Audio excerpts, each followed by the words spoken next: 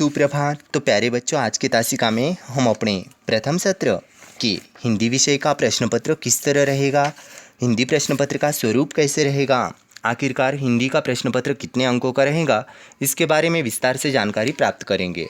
तो अपना हिंदी का जो प्रश्न पत्र है वो प्रश्न पत्र रहेगा लेखी जो है रिटर्न टेस्ट, वो होगी अपनी 30 अंकों की, 10 अंकों की ऑनलाइन टेस्ट और 10 अंक आपके प्रोजेक्ट, होमवर्क, सेशन में आपका परफॉर्मेंस, वीडियो आप किस तरह से भेजते हो, दिया हुआ कार्य गृह कार्य समय पर किस तरह से भेजते हो, स्वाध्याय पुस्तिका आपने समय पर पूरी की है या नहीं, इसके लिए आपको 10 में से अंक, ऑनलाइन के लिए 10 में से अंक और रिटर्न के लिए 30 में से अंक मिलेंगे। यानी कुल मिलाकर 50 अंक आपके हो गए। ठीक उसी तरह संस्कृत के 50, यानी कुल आपको 100 अंक रहेंगे। हिंदी 50 और संस्कृत 50।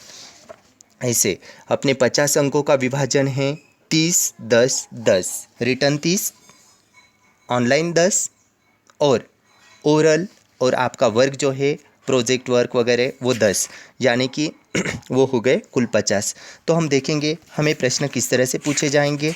यहाँ पर हम वाचन मेला से लेकर जीवन नहीं मरा करता है इस कविता तक सभी पाठ, सभी कविताएं हमें पूछे जाएंगे। और हमारा प्रश्न पत्र का स्वरूप कुछ इस तरह रहेगा। प्रश्न पहला अ में रहेगा, खाली स्थानों में उचित शब्द भरकर वाक्य पूर्ण कीजिए। अब यहाँ पर आपको ऑप्शन भी दिए जाएंगे, जैसे कि देखिएगा, है जन्म लेते डैश में एक ही डैश उन्हें पालता है, यानी कौन उन्हें पालता है। एक छोटे से घर में डैश रहती थी, कौन रहती थी। हाथ लगा डैश के एक दिन टूटा फूटा आला, इस तरह के यानी अलग वाक्य आपको कौन सा भी वाक्य पाठ में से पूछा जाएगा।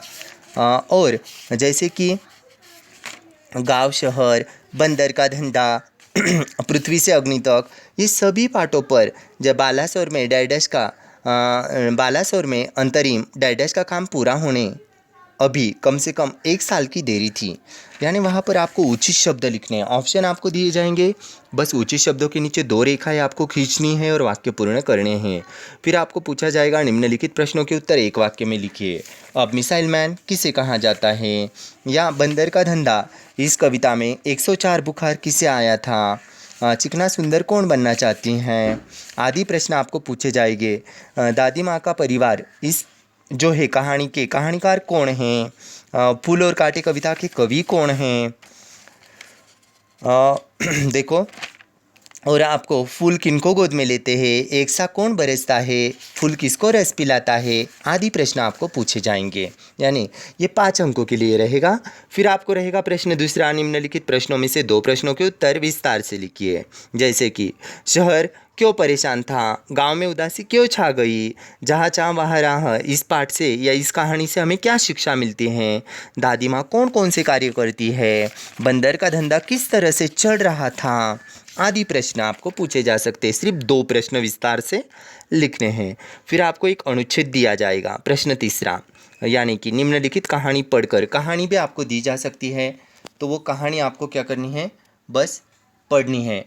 कहानी आपको पढ़नी है और उस कहानी पर आधारित जो प्रश्न हैं वो प्रश्न आपको लिखने हैं। अब कहानी के लिए हमें रहेगा अपना मधु कलश की एक कहानी आपको दी जाएगी। जैसे कि मधु कलश की कई कहानियाँ अपनी हो चुकी हैं, उसमें से एक टोकरी भर मिट्टी, गुल्ली डंडा, कलाकार, गौरा आदि में से कोई भी एक सुंदर कहानी आपको पूछी जा सकती है। तो आपको याद रखना है, जैसे कि एक टोकरी भर मिट्टी कहानी में प्रमुख पात्राएं कौन कौन थी, और वो ज़मींदार किस तरह था, विधवा किस तरह थी, उसकी झोपड़ी किस तरह थी, गुल्ली डंडा में मुंशी प्रेमचंद जी ने क्या कहा है, कलाकार का वो महात्मा किस तरह था, गौरा महादेवी वर्मा ने गौरा ये गाय है उसका वर्णन कैसे किया है। यानी बहुत आसान आपको वहाँ पर एक अनुच्छेद दिया जाएगा, वो अनुच्छेद आपको ध्यान से पढ़ना है और उस पर आधारित प्रश्नों के उत्तर लिखने हैं। फिर आपको प्रश्न तीसरा ब के अंतर्गत दिया जाएगा, एक कविता के कुछ चरण पढ़िए। यानी वहाँ पर आपको जैसे कि बंदर का धंधा कविता हो, फूल और कांटे कविता हो, इनमें से कोई भी एक कविता आपको दी जाएगी, उसके चरण आपको दिए जाएंगे और उन चरणों को पढ़कर आपको जो है उस पर आधारित प्रश्नों के उत्तर ध्यान से लिखने हैं। फिर आपको प्रश्न 4 रहेगा। प्रश्न 4 के अंतर्गत पूछा जाएगा हिंदी व्याकरण में हम देखते हैं विलोम शब्द, पर्यायवाची शब्द, विलोम यानी उल्टे अर्थ वाले, पर्याय यानी समान अर्थ वाले। जैसे कि हम पानी के लिए जल, सलील, तोय आदि इस्तेमाल करते हैं। पाठशाला के लिए विद्यालय, स्कूल आदि। और विलोम शब्द जैसे कि शब्द हैं गांव, गांव का विलोम शब्द शहर, उपस्थित का अनुपस्थित। इसी तरह आना जाना, हंसना रोना, अपना पराया, सुंदर कुरूफ आदि। उठना बैठना, ये हो गए विलोम यानी उल्टे अर्थ वाले। अब निम्नलिखित शब्दों के वचन बदल कर लिखिए। कुछ शब्द आपको एक वचन में दिए जाएंगे, कुछ आपको बहुवचन में।